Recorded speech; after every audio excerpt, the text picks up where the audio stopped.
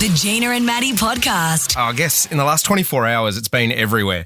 One of Australia's most popular cookbook authors has accused another Australian author of profiting from plagiarised recipes. In a post to her website, Recipe Tin Eats, author Nagi alleged that Brooke Bellamy's latest book includes several stolen recipes. Recipe plagiarism, Gina Jeffries. Didn't know it was a thing. I didn't know it was a thing because, like we said yesterday, pikelets, that's that has whatever it has in it, and that's how you make a pikelet. And I think you're learning, as a young cook, you're learning from these influences. And I don't know. Yeah, it's blurred, isn't it? Well, to get to the bottom of it, we thought we'd have a chat to someone who has written a lot about food. Her name is Dani Valent. She's a restaurant critic, cookbook author, and host of the Dirty Linen Food podcast. She is one of the most respected voices in food. She joins us on the line this morning. Hi, Dani.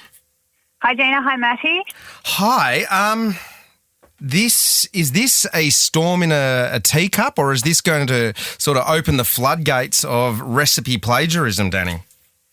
Well, it's into its third day where it seems to be such a hot topic. I think a lot of the words that are being thrown around about this are a little bit, a little bit too inflamed. You can't really steal a recipe. There is no such thing as recipe plagiarism, at least in the eyes of the law. I think what we're talking about here, it's kind of sad, really. It's two successful female founders who have got very engaged and passionate audiences, and they're slagging it out in public.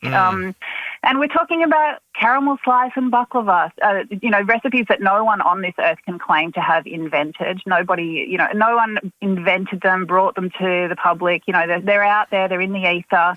And legally, you can copyright a literary work. So in any sort of legal sense, this method, these ingredients and these methods are not a literary work which, have the hallmarks of one author or another. So who knows how they became so similar, but how much does it matter? Dani, that's exactly right. Dani, in a former life, I was a pastry chef, and I went home last night and I pulled out my old baking module and looked at the caramel slice recipe. Oh. And then I also pulled out my Donna Hay cookbook that I've got at home and looked at her caramel slice recipe, and they are almost as identical as the two recipes that are being thrown around by these two. So there are only a certain amount of ways you can make a caramel slice. Well, you would know as a pastry chef that it is about ratios. Yeah. And if you even just do an image search on caramel slices, they all look the same. There's a reason for that. They are the same. We're talking about similar ingredients compiled in similar ways. And to make a baking recipe stack up, it does have to be pretty accurate.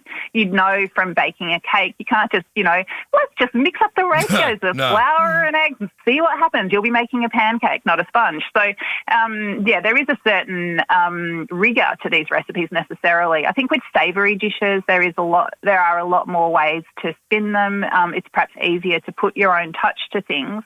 I guess, we're not talking about a legal issue. We're talking about something, what is cool, like what is okay, what do we want to see from people who are developing recipes? And in my opinion, it's always about, what am I as an author bringing to this? What's new? What's my spin? And it might not be the ratio, the number of grams. It might be that I'm adding a different spice. It might be that I've thought of a way to make it cheaper or faster. It's, I think we people connect with these influencers because they feel aligned with something that they're offering, and I think it's pretty sad that passion and connection that people have with influencers has been in some ways weaponized to create a very heated online battle. Oh, Dani, you just made so much sense. You're right. When you're cooking a cake or something like that, it has to be those exact ingredients and it has to be the same measurements and stuff. I hadn't thought about that because I don't cook that kind of stuff. The only way they could have an argument would be if they come up with something original, right? And then copied something like Vegemite pavlova or something ridiculous, and then they copy that. But you make so much sense. Thank you for clearing that up in my head. I would hope that that you'd be kind of as an earlier influencer, like Recipe 10 Eats, I think have been around longer, you might feel kind of some pride in that a younger chef or baker is following your lead, and you might help and share each other and go, hey, check this out. I don't know. It doesn't make sense to me until you just made it so clear. Thank you for that. Well, good to start the day with someone telling me I make sense. So thanks for that, Tina. I think, when I've written recipe books and you do sign a contract with a publisher that says it's your own work. And I think, as a creator myself, I want to bring something new to the table, but that doesn't mean that I'm reinventing the wheel when it comes to how to bake a cake or how to put a slice, in front of someone for afternoon tea. I think food is a collective endeavour. Everything is built on things that came before, and that's part of the joy of it. Yeah, absolutely. I think for a creative cook, it's about what am I doing next? What am I doing today? How am I making people happy in their kitchens? And, there's so much trust between someone who's writing a recipe and the cooks that buy the ingredients, set aside the time to make it, trust that the recipe is going to be something they can put in front of their families and friends with pride. I think that's the emotion that I want to feel around recipes, not some kind of battle about, how many grams of whatever we put in a caramel slice. And I don't reckon this is going to stop the lines being formed out the front of Brooki or the Recipe 10 Eats cookbook or website getting clicks at all. If anything, it's probably put them into the spotlight. Absolutely. Dani Valent, it's a pleasure to have you on the show this morning. I can't wait to get my ears around your podcast, the Dirty Linen Food Podcast, which you can get wherever you get your potties. We thank you for your time this morning. Such a pleasure to chat.